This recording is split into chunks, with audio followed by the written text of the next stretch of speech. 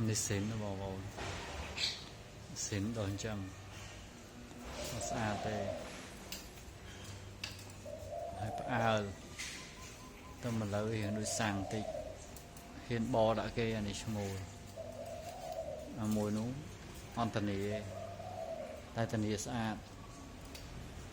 កម្មកមួយនេះស្អាតនេះតែដើរលឹកបោឯងតែកម្មកវាស្អាតណាជុំកន្លងវិញអត់ចាញ់បោះបងប្អូនទិញក្រោយណានេះអូញាក់សាច់មកស្មើល្អកម្មកវាតែយើងកុំថាអួតហើយមើលជាក់ស្ដែងបាល់មួយមកកូនព្រមតិចបងប្អូនមើលឲ្យឃើញវាស្អាតប៉ុន្មាន